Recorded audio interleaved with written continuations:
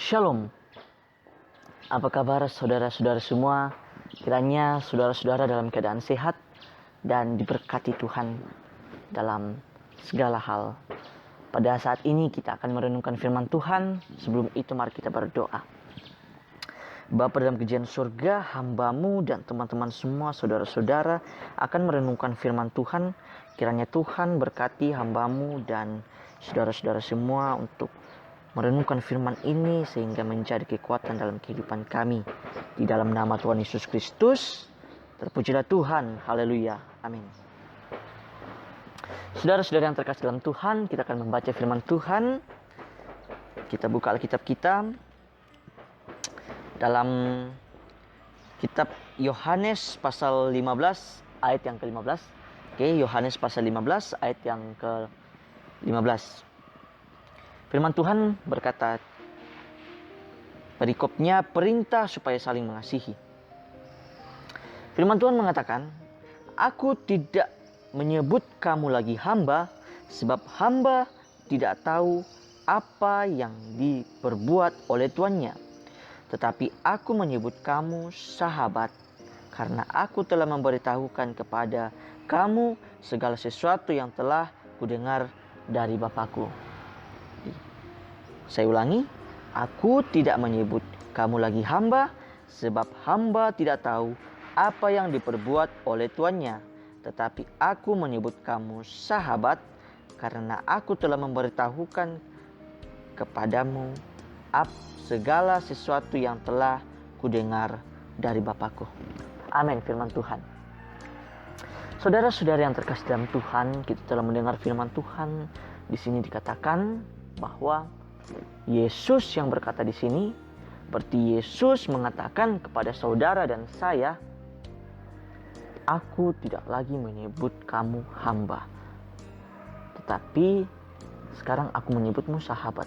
Nah, sekarang berarti Yesus berkata kepada kita melalui firman-Nya bahwa Dia tidak menyebut lagi kita hamba. Artinya sekarang kita adalah sahabat. Kita tahu hubungan tuan dan hamba itu berarti ketika tuan memerintahkan sesuatu maka hamba akan melakukannya. Tetapi Tuhan tidak menganggap kita begitu lagi. Tuhan Yesus menganggap kita sahabat. Nah, sahabat adalah orang yang sangat dekat dengan kita, tak pernah mengkhianati kita. Sahabat itu tidak mengkhianati sahabatnya.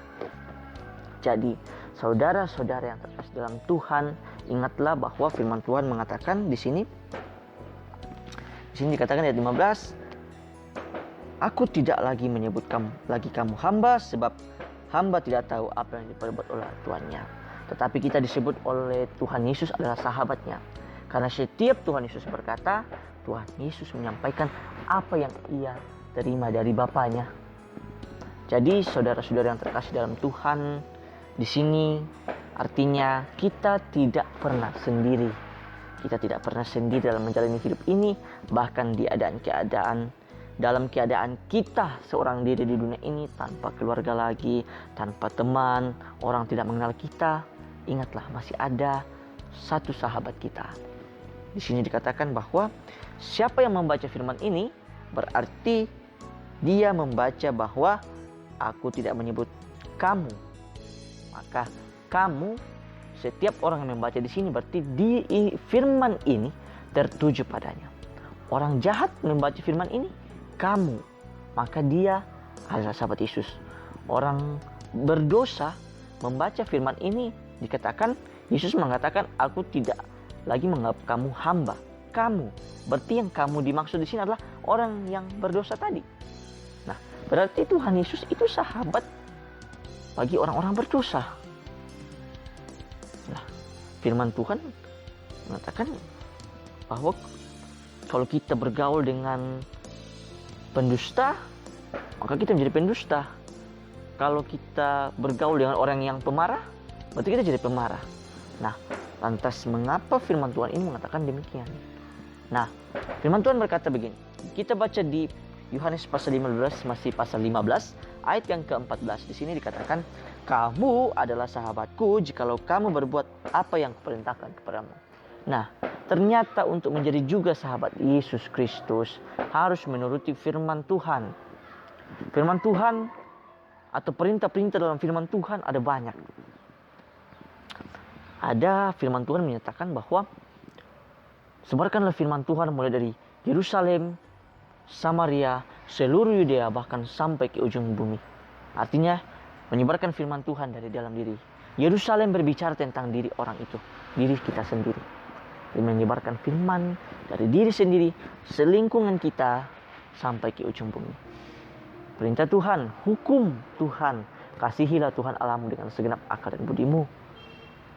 Kasihilah sesama manusia. Itu hukum-hukum Tuhan. Contoh perintah-perintah Tuhan. Ketika kita menuruti firman itu, maka kita adalah sahabat Yesus. Tuhan sendiri yang bilang, saudara dan saya, kita baca di sini bahwa aku di sini huruf besar aku, Yesus Kristus. Ini perkataan Yesus Kristus. Ini Yesus masih di bumi, bukan perkataan rasul. Ini perkataan Yesus sendiri. Tuhan sendiri yang berkata bahwa aku tidak menyebut lagi kamu hamba, tapi seorang sahabat. Nah, mari kita renungkan dalam kehidupan kita sehari-hari. Tentu saudara dan saya punya sahabat.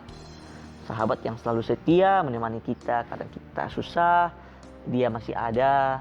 Kita senang, dia turut senang. Itulah sahabat. Tetapi mari kita renungkan dalam kehidupan kita, saudara-saudara yang terkasih dalam Tuhan. Kadang ketika masalah kita sangat-sangat jauh beratnya, sangat terpuruk kita istilahnya sangat down. Masalah ini terlalu besar. Bahkan sahabat pun kadang tidak hadir di situ. Ada sahabat yang selalu menemani kita. Tetapi kadang sahabat juga itu jauh dari kita. Dia di luar kota misalnya. Tidak mungkin dia mau datang bantu kita. Seorang sahabat itu kadang datang meskipun dia tidak bisa membantu. Tetapi dia menemani kita, mendengar cerita kita. Nah, itu kadang kita merasa lega. Ada yang mau mendengar keluh kesah kita. Artinya kita mengeluarkan dan ada yang mau mendengar. Kadang sahabat sejati pun tidak ada di samping kita saat kita merasa down. Sangat-sangat down. Kita butuh seorang untuk hadir di samping kita mendengar. Bahkan berbicara dengan telepon, itu bahkan tidak benar-benar bisa mengurangi beban kita. Kadang kita pun menangis, kita mengharapkan. Kadang orang mengharapkan sahabatnya datang. Tetapi saya ingin mengingatkan kepada saudara dan kita semua bahwa ketika masalahmu besar, masalahmu sangat-sangat berat, ada satu pribadi yang sangat setia. Mau kamu jahat, mau kamu baik, dia tetap setia. Setia sampai kapanpun. Itulah pribadi Yesus. Bukti kesetiaan Tuhan Yesus, bahkan sebelum saudara dan saya lahir ke bumi ini, Tuhan Yesus sudah setia. Kita baca firman Tuhan dalam Yohanes pasal 15 ini masih sama, tapi di ayat yang ke-13. Di sini dikatakan, tidak ada kasih yang lebih besar daripada kasih seorang yang memberikan nyawanya untuk sahabat-sahabatnya. Saudara pasti pernah mendengar kalau ada seorang sahabat yang ketika dioperasi mengalami gagal ginjal, sahabatnya bahkan rela mendonorkan satu ginjalnya untuk sahabatnya. Nah, itu dalam konteks kemanusiaan. Tetapi adakah seorang sahabat yang mau memberikan nyawanya untuk Anda?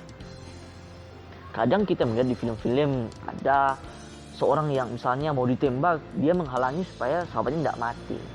Nah, itu di film. Kadang juga ada di dunia nyata. Nah, siapapun itu, maka kasihnya sungguh besar terhadap saudara sehingga dia mau memberikan nyawanya kepada saudara. Tetapi saya ingin mengingatkan kepada saudara-saudara sekalian bahwa sebelum kita lahir ada pribadi yang terlebih dahulu memberikan nyawanya untuk kita. Itulah Yesus Kristus, lahir ke dunia untuk menebus dosa manusia, mati di kayu salib, taat sampai mati. Demi saudara dan saya bisa diselamatkan. Demi ada pendamaian Allah dan kita, Yesus Kristus, sahabat sejati kita, rela mati. Bahkan setelah dia naik ke surga, dia masih memberikan kepada kita roh yang menuntun kita sampai kepada akhir zaman.